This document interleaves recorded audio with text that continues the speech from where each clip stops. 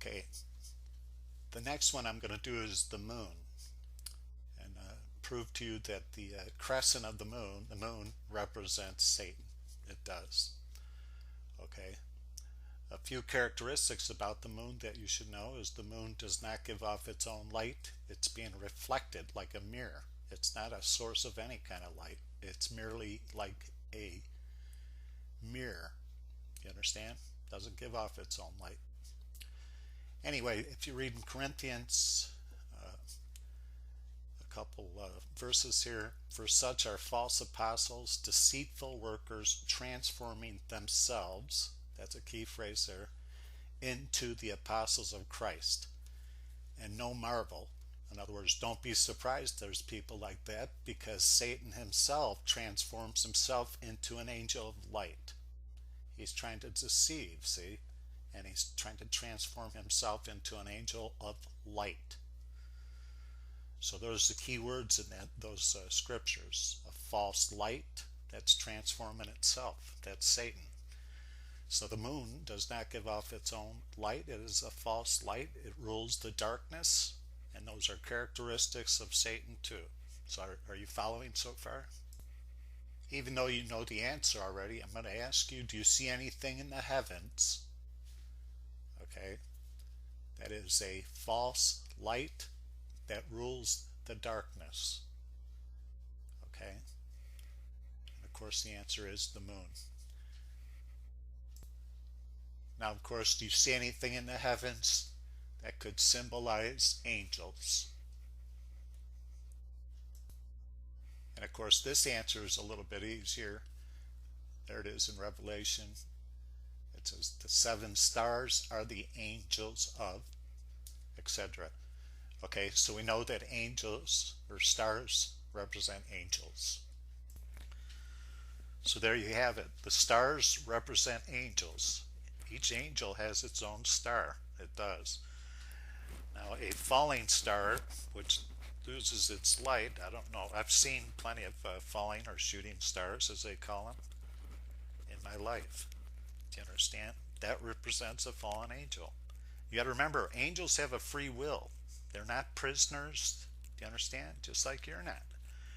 Do you understand? They serve God because they want to serve God, just like I do, because I want to serve God. Do you understand? It's an honor for me to serve God. That's the way I feel. It's the greatest thing that ever could have happened to me. I have a lot of joy inside of me serving God. Do you understand? Nevertheless, there are some that rebel. They don't do the will of God. They rebel. They're cast out into outer darkness. So a falling star represents angels that do not want to do the will of God. They're cast out into outer darkness. Satan is a fallen angel. He was cast into outer darkness. Him, along with his star, okay, whatever's left of his physical star, was cast down into this world. Okay, what's left of his star, I'll tell you quickly, is in Saudi Arabia, in Mecca, at the Grand Mosque, in the Kaaba. There's a thing called the Black Stone. The Muslims try to walk around and kiss that black stone. That black stone is what's left of Satan's star when he was cast into this world. Okay? So there you have it. When you put a star together, which is upside down, it represents a falling star. It's falling down to this earth. And the crescent of the moon, they both represent Satan. And I'm sure you're familiar with that. Right there, it is the banner for the religion of Islam. Okay, how crafty. You see how crafty Satan really is? Very crafty. He does not want to be exposed, but he does want to be worshipped. Do you understand? The whole religion of Islam was created by Satan. Allah really is Satan in disguise. This is all true.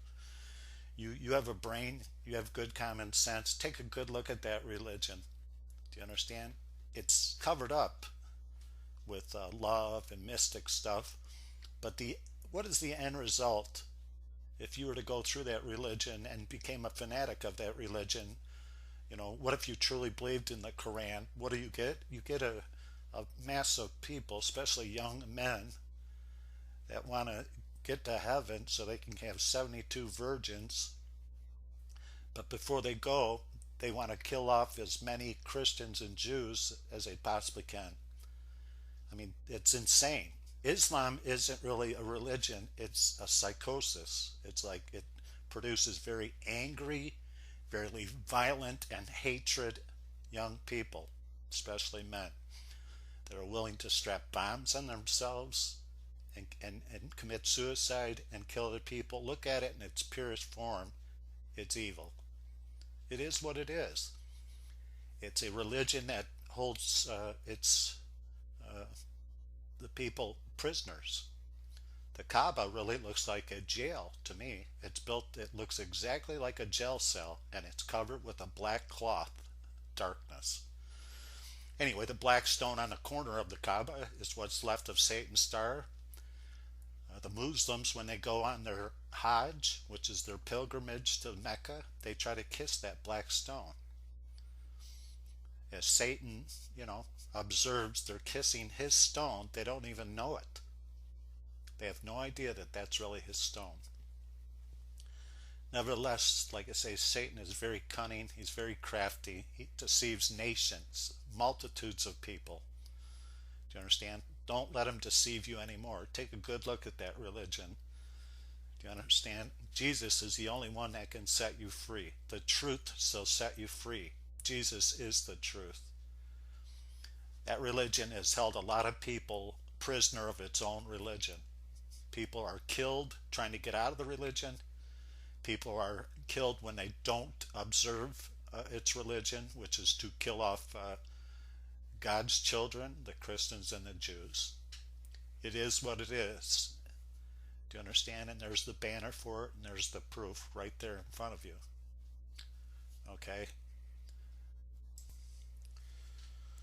Here's a graph I put together so you could see it, the comparisons of who God is, and of course who Satan truly is too.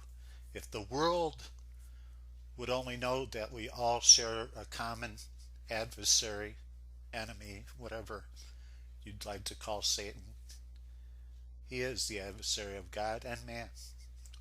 If the world would recognize that we have a common enemy, I think it would be a better world. Do you understand? Because right now, religion kind of is a very divisive thing. Do you understand? Between Jews and Christians, between Christians and Muslims, and between obviously the Jews and people of the Islamic faith. They're all enemies. A lot of them don't like each other. Thank God a lot of people don't know the Quran very well and probably don't have an interest in it. But there's a lot that do, and it only takes a few to really, these days, to go to war. It only takes a few. I think the biggest fear in the world is a few radical Islamic men getting a hold of, obviously, nuclear weapons. That's been a fear in the world for many years. And unfortunately, I believe that fear will ultimately come true. I hate to say that, but I believe eventually it will. I believe statistically there's never been a weapon created by man that eventually someone hasn't used. I believe that to be true. And if you read the Bible, it certainly looks like nuclear war is going to happen towards the end of the world. But nevertheless, if you're an Islamic person watching this video, I'd ask you to take a good look at the religions of Christianity, Judaism, and the Islamic religion, and take away all the fanfare and all the complex things that kind of make it a very complicated religion, and look at it in its simplest form. Kind of look at it in black and white. And I think you'll be able to see a little bit clearer that Islam is a religion that teaches these poor young men and children to hate people. And of course, Christianity teaches people to love people. And so does Judaism. Do you understand? I mean, it's that simple. And it's unfortunate. A lot of children in Islamic families are born right into a religion. They never get a choice of any religions. I freely accepted Christ out of my own free will, not by my parents, not by anybody. I did it out of my own free will. That is not an opportunity that Islamic children have at all. They're born right into that religion, which means essentially they're born in captivity because that religion holds people captive. It does not let them free. If you try to get free from it, you will be killed. Off with your head. You understand? It is what it is. But you can come out of that prison by asking Christ into your heart. It's pure and simple, and I hope that you do.